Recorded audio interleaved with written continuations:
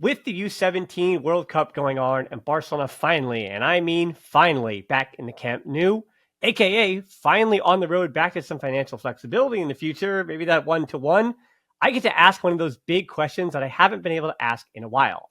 Which young players around the world should Barcelona target? And are those players better than La Masia's own U19 players in those positions? Welcome to episode 750 of the Barcelona Podcast, brought to you by the Blue Wire Podcast Network. I'm Dan Hilton, and I clearly, with this video, have done my homework in the Scout. So I would appreciate if you scout out the subscribe button on YouTube or the Become a Patreon member button. Also, please join me on Big Up this weekend for that big matchup with Athletic Club, and I will also have a watch-along on Big Up for Tuesday's matchup in the Champions League against Chelsea.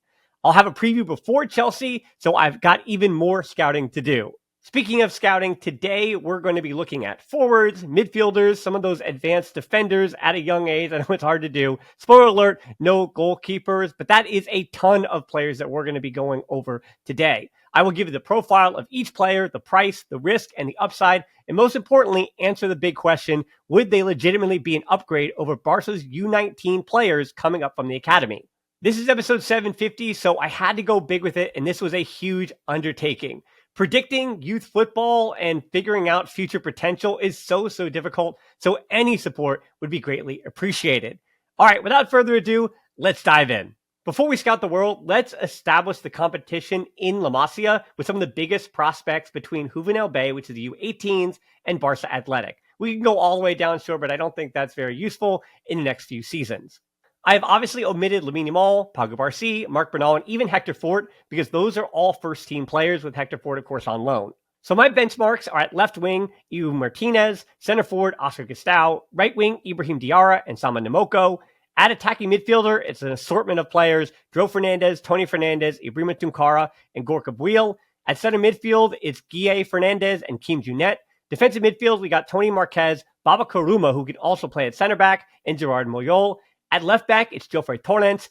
At center back, I have Hafiz Gariba, Andres Cuenca, and Alvaro Cortez. At right back, it's Xavi Espart and Landy Foray. And at goalkeeper, it's Zero Kochin, Aaron Pasvili on loan at Andorra, and Iker Rodriguez.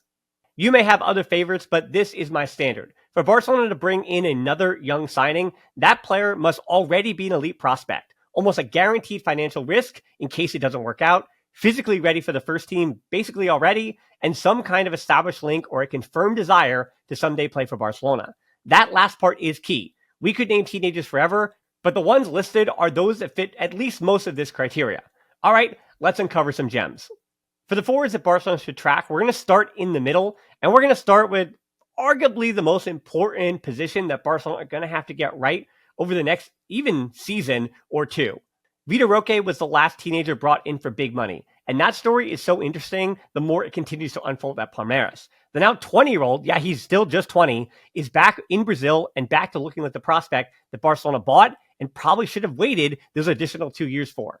It is unfortunate the way it all worked out, and a reminder that timing can be as important as all the other factors. So starting with our center forwards, we begin with an Argentine, Thomás de Martis, one of the biggest U17 strikers in Europe, despite not really showing out at the U17 World Cup. Though he did score 6 goals as the leading scorer of the U17 CONMEBOL that put him on the map. Thomás de Martis is a 17-year-old forward for Lanús Academy in Argentina. He's a good all-around forward with a strong base, even though he's not the tallest at the moment. He's right-footed, moves well in the box, and can pick a pass. His price will be dictated by the European market for him, and I think he'd probably have good resale value in case things don't work out. Right now, he is a bigger prospect than Gustau, so I'd say yes to this move. Our second center forward is Lacine Magnin Pave, one who will need to hit the academy first, which could make him affordable. Lacine Magnin Pave is a 15-year-old French striker from Montpellier who plays with the U19s. He's very raw, maybe the most raw player on this entire list. But with his combination of pace and power, he could be a prototypical modern number 9. His upside is very high, but I'm not sure if the risk is definite that he'll be better than Gustau, and he might cost Barcelona a little bit. Staying in France with Mohamed Kadar Mete, for starters, he's the most out of reach here. The 18-year-old center forward is already playing for Rennes' first team and scoring goals. The French forward's market value is about $8 million, and he's the only one on this striker list that hasn't officially been linked to the club. But there are a bunch of Kool-Aids who I trust asking for him. He already stands 6'3" or 1.92 meters. He's got really good balance and can finish in a number of different ways. He's also got some good hold-up play with his frame. I just need to see more of a first touch in build-up to really trust that he'd be a good move. Either way, he's a big prospect and probably a big price tag and the kind of profile that a Premier League club are going to pay a bit more for. Now to Norway with Danish forward Mikkel Hansen. The 16-year-old is already pretty physically strong and likely affordable for less than 3 mil. He's still pretty lanky, but since moving to Bodo Glimt last February, he does have 2 hat-tricks in the NM Cup and a goal in the league to his name. It does feel like he'd be stuck in between being ready for the first team and still needing some refinement, so that might mean that he's not the best fit for what Barca can offer. His ability to read space and link with midfielders makes him the forward that feels the most stylistically like a Barca player of the ones I've watched, so he might be more ready than I know. And the club's interest is not only very real, but his adaptation into the first team could come pretty quickly, and yes, he's a bigger prospect than Gustavo. All the way to Brazil for Ryan, who has been heavily linked with the club in the last week. Ryan Vitor is definitely the most expensive on this list as well. The 19-year-old has scored 17 goals and 49 appearances with Vasco da Gama, who are reportedly asking for his €40 million release clause. Deco, who is said to like the player for a while now, had the club submit a $25 million offer for him to arrive in the summer, if we're to believe those reports. He does remind me a lot of Vitor Roque in the way, at least that he moves in the eye test. He's got a strong lower body and he's quick into space. He's also got a high ceiling, but based on people who follow the Brazilian league, there's also a worrying floor for the number that he will cost. He'd be the biggest risk on this list. And of course, at 19 years old, he'd already probably need to be a first-team player. So he would be a signing for the first team alone. And rounding out our center forwards, we're back in Spain for Marc Domenech. The 18-year-old has been tracked by the club for a while, and he reportedly turned them down before to stay in Mallorca. The center forward is getting some time in the league this season, as he did last season, but he's still waiting for that first senior goal. But that said, he has consistently scored in the lower divisions. He might be more ready for first-team action than Gustavo, but I don't know if his ceiling is higher. I'm still very, very high on Oscar Gustavo, despite the injuries in the last 2 seasons. And for that deal, it might cost more than $1 million. So I don't know if you'd be worth the number either, but it also could be one of those diamond in the rough Pau Victor signings. In Marc Domenech, I think is a slightly bigger prospect than Pau Victor was at the same age.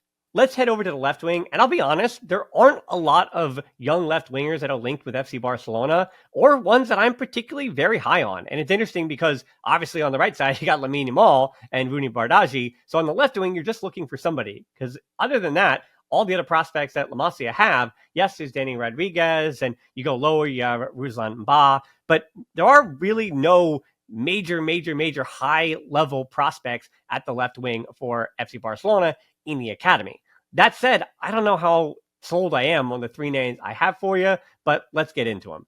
Amara Diouf was a huge talent just a year ago. He debuted for the Senegal national team, the top one, as a 16-year-old and had 2 appearances in the CAF Champions League with Generation Foot in Senegal. He seemingly already agreed to follow in the steps of Sadio Mane, going from Generation Foot to Metz in Liga when he turns 18 this coming summer. And so Barcelona may not even be in the running anyway.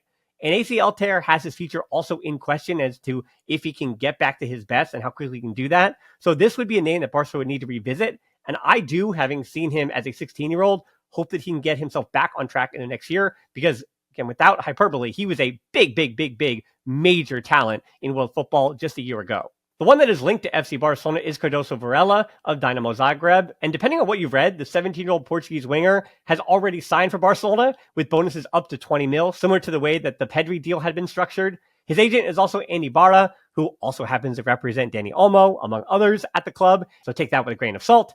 While his agent is connected to the club, this also might be a case of the talent and the agent working out perfectly. He's a very direct runner, explosive, and he's also good at holding width. But I do need to see more of him to feel like it's not such a big risk. He does, of the limited that I've seen him, remind me of a young Malcolm, which there's certainly a place for that kind of player at FC Barcelona. Our third and last left winger is Saeed Al-Mala. This would be another first-team signing, and this is the ready-made prospect on this list that could cost up to 25 mil.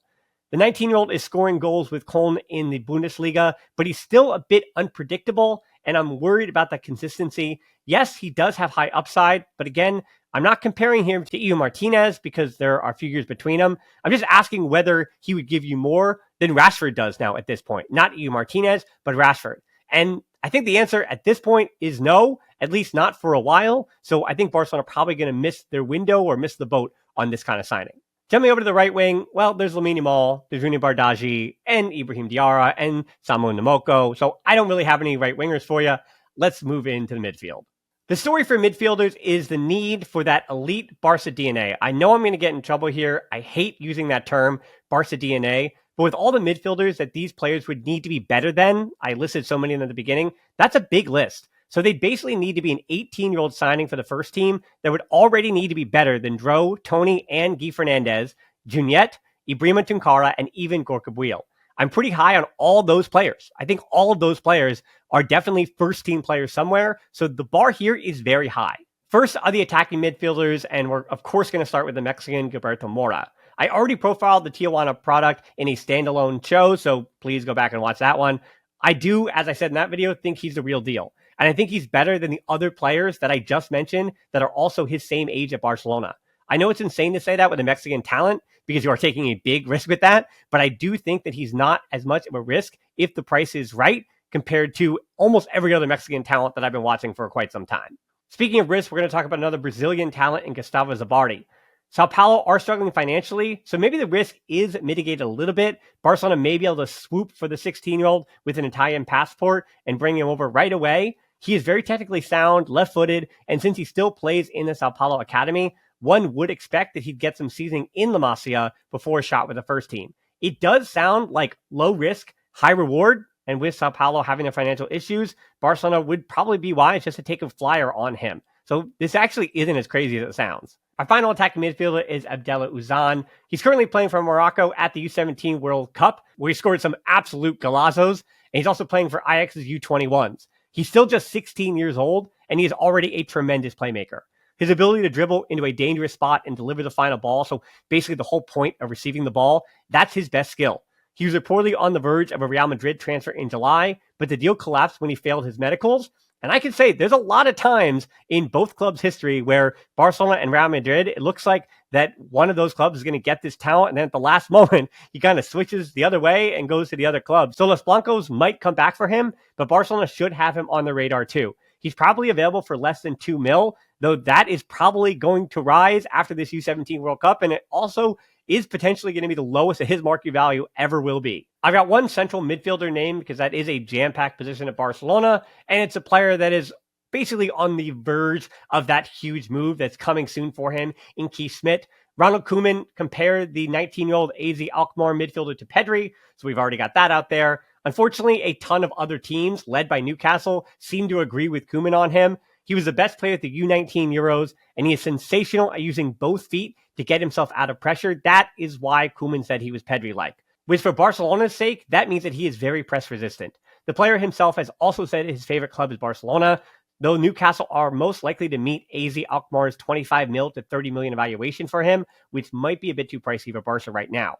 He's unafraid of dribbling at opponents, progresses the ball well, and he's actually playing deeper this season than he has before in his career, which is just another good thing for him. He would perfectly complement Pedri, De Jong, and Gabi. And while he's not a natural ball winger, much like Pedri and De Jong, he's physically as tall as De Jong and can still improve in that area. He can play very vertically, and he's really good in central channels. The more I see of him, the more I think he would be a truly great signing.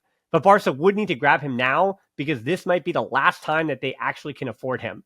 And for center midfield, because of the talent that Kees Smit is, I have no other names for you. But if you thought we were done with midfielders, we haven't talked about the defensive midfielders or pivots yet, because that might be a position of need, unfortunately. And I say this with the biggest unfortunates. Are these players better than Marc Bernal? I don't think so, but they could have higher ceilings than some of the other La Masia players in that spot. That's why I'm going to bring them up. And we really do hope that Marc Bernal can actually be the healthy version of himself. Starting with a player very similar to Marc Bernal in Kenneth Eichhorn, the 16-year-old at Hertha Berlin is being scouted by Barcelona and has a release clause of 10.5 mil. He's already made 10 senior appearances in the second Bundesliga. He's also 6'1", and he's a long-legged ball winner. He's already pretty press resistant for his age, and he seems very confident in his positioning. While watching him, there are definitely similarities to Marc Bernal, and again, he's also 2 years younger than Bernal, so if there is a break glass in case of Bernal not coming back to full health, this kind of signing would be very much like for like in the future replacement. It's back to Brazil again with Lucas, a player that has been linked to Barcelona in the past. He's a Mark Castro-esque 17-year-old who is already starting for Sport Recife in the Brazilian First Division. The only time he's not a regular in the lineup is when he's off with the Brazil U17s, like he is right now at the U17 World Cup, and he just started there too. The price tag seems to be 15 mil. From what I've seen, unlike some of the other South American or less known talents, I don't think that 15 mil is that much of a risk for a talent like him. What he does well should translate. It's just a matter if he can adapt to Europe quick enough to merit that price tag. He's composed with the ball, and I do expect him to continue improving and taking greater risks as a passer. Since he's already a starter in Brazil, it's again hard to compare him to La Masia players. The real question about him is whether or not the club thinks that he'd be that much of an upgrade on Castro, or they aren't really sure if Marc Bernal will be able to recover long-term and be who he was before the injury, as I made mention before. Lastly, at defensive midfield is probably the biggest name here, Jordi Mokio. Barcelona and a ton of other giants were in on Mokio before his move from Ghent to Ajax back in 2024, especially because he left on a free transfer. On paper, there aren't many teenage defensive midfielders with bigger potential than him. He's left-footed, already stands 6 feet tall, and has also played at center back and left back with Ajax's U21s. And aside from fellow Belgian Nathan de Cat of Anderlecht, most of the other big prospects like him are more offensive-minded players like Victor Froyat of Porto. That said, despite playing the Champions League this season and for what his reputation is, he has actually struggled defensively, which was supposed to be his calling card. He's still so young, though, at 17, so there is so much time for him to get back to why Ajax moved for him. But right now might actually be the worst time to buy. He's struggling in winning duels, ball recoveries, and has also made some mistakes with missed tackles. He actually never really commits fouls or gets cards, but the defensive stuff is still coming along. His potential would be the highest of any 17-year-old defensive prospect in La Masia, but Barca may be wiser to see how he develops and come back if his price tag is still affordable. If you're still with me, and I appreciate you as we head to the back line, please subscribe to the YouTube channel, give a good rating on the podcast apps, or get these shows without the ads by becoming a Patreon. And please, please, please join me on Big Up for the watch-alongs. All right, now with left back, yeah, maybe I'm getting a little lazy and I'm talking too much, but I actually don't have any left back candidates for you. It's a really tough position to judge, and it's not the flashiest or the deepest at youth level. That said, Jofre Torrens has greater potential than any of the others that I've seen at his age that Barca would need to pay to bring in. And below him, Ahmed Abarkane is just 15, but he's shown some really nice things in the academy too. So I think between those two, in the next 5 to 6 seasons, Barcelona may have another top left back on their hands. For left center back, I actually do want to make the distinction between the left center back and right center back, because left center back is the spot in the academy other than Andres Cuenca that it feels like there is less players. Obviously, there's less left-footed players than right-footed players. And so there are some dogmatic people who are saying that Barcelona need a left-footed center back. I only have one prospect for you, and it's Tylel Tati from Nantes. The 17-year-old left-footed center back has already been linked and scouted by Barcelona, so they are keying in on one of the top left-footed prospects. He's big, fast, composed with his left foot, and starting regularly in Liga. He's been tremendous in winning balls and anticipating, but I think his positioning on aerial duels and when he chooses to go to ground could both be improved upon. Nantes is struggling and has often been on the back foot this season, so he's also been needed to overcompensate, trying to play long balls and defending against a larger number of chances of other players of a similar caliber. He would probably cost more than 6 mil, which is his current market value. And while he does have a higher ceiling than Hafiz Gariba, I'm actually not sure how much higher that ceiling is. And maybe that's just because I just watched Gariba in the last few weeks to scout him for the La Masia profiles, but I like what I've seen. That said, the raw potential and physical stuff is definitely there, and he is playing in the first division already. So he's a player that plenty should have on their radar, and let's see how he develops this season. Remember, he's still just 17, and I could completely change my tune on him in even a month or 2 months or 5 months, or the time that Barcelona would have money to actually buy him. Now for right center back, again, those scouts smarter than me have already had this first name coming out of their mouths, and that is Jérémy Jacquet. Rennes cannot stop producing top prospects. They're going to make some big money for that club. And while it does seem like Barcelona need a left center back more than another right-footed one, I am cheating a bit also by putting Jacquet on this list because he is already 20, so he's a one exception to my rule. And he's also right-footed, so why am I talking about him? Is because he's a big prospect. He's already been playing at any of the 3 spots in a back 3 for Rennes, and so I'm not too worried about his adaptation wherever Flick would need him. He starts every game, and while he, yes, usually does line up in the middle of the back 3, He's been excellent defending with both feet. That's why he's also played as a left center back on occasion. He doesn't get dribbled past, and he's already excellent in the air. He's also been near perfect when he goes to ground for a tackle. Physically, he can make up ground quickly, and his defensive anticipation has been good when running towards his own goal. He would be a first-team signing, obviously, and I don't think it would happen unless Ronaldo Araujo left. And that move would fund this one as a like-for-like player, albeit on likely a much smaller salary. He could complement Cubarsí beautifully and is the perfect profile for Flick's system. He can dribble past some pressure, at least in Liga, and there are examples of good through balls. But I'll be honest, with the ball is where he can improve. He almost makes any conversation about a left center back redundant because of how good he can be. And I do think he would have a higher potential there than any of the other options, both in La Masia and any other left-footed prospects that I've had my eye on. I'll give you another quick one and a much cheaper one, albeit a similar profile, in Ale Gomez. I have to get back to the point of this, which is to compare these players to the academy players. So we're going to do that with Ale Gomez. I said there was no left back prospects, but Real Zaragoza's 17-year-old Ale Gomez has played left back for the Aragon side this season. He's likely going to be a center back in the future, but his two-footedness is definitely something exciting. He just renewed his contract with his hometown club, but his release clause would still be within Barca's price tag if one of the Giants came for him. That said, and this is probably the only, we'll say, red flag at this point, he hasn't overtaken other Barca Academy prospects in the Spain youth teams yet, so signing him for the Academy may not be something that this player would like to do. Again, he's behind Barca Academy players for the Spain depth chart, and yet he's starting for his first division side. But he should be on the radar for the next few seasons, and we'll see how he progresses. Initially, right back was one where I didn't really have somebody, and it's a spot ideally I would love to trust Xavi Aspar or Landy Ferre in, but with both of them suffering recent injuries and the repeated ones to Ferre, they do have me a bit worried. This list, even a few weeks ago, probably would have just been Javardo Rayad of Feyenoord, but it looks like he may be off to Bayern Munich. So sure, if Barca could swoop in and pay the close to 30 mil that I think it'll take to get him, great. But I don't really see that happening, so I'll give you another name here. And that player is Daniel Banjaki. He's another player at the U17 World Cup that has impressed me. Banjaki, who plays for Portugal's U17s and Benfica's B team, though he was recently sent back down to the U23s, I still like what I see from him. He's very fast, willing to come forward, and physically already prepared to go shoulder to shoulder. He carries the ball well too. It's just that final ball that needs some polishing, but the worry is that he may never get to that point. I also haven't loved his decision-making in the attacking third, but fortunately, those are all things that can be improved upon with time, especially when remember he's still just 17. It's interesting because he's almost the opposite profile of Guillaume Victor, Barca's 18-year-old right back, who I think is at a similar level. It would cost money to pluck him from Benfica, and that makes any move, in at least the short term, pretty difficult. But as I keep saying, he is still one to watch, and he's been doing some big things in the UEFA Youth League with Benfica. Fullback is such, as I said before, a difficult position, and since I saw a player that reminds me of Denzel Dumfries, I'm now telling you about him too. But right back is a spot that Barcelona might either need to enhance at first team level, or they might need to get some of those injured Barca athletic players a little healthier in the coming years.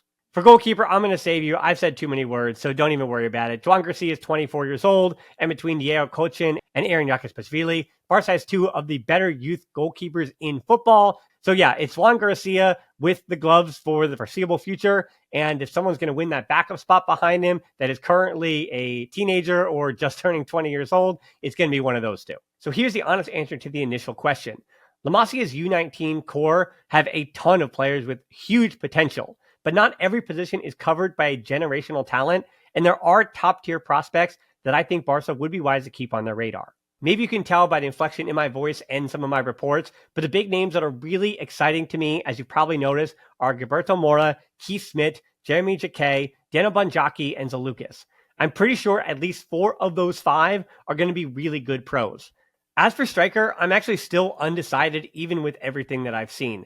It truly is the hardest position to try to figure out and project the goals that these kids are going to score in the future. So that is the position that I'm asking for your help with.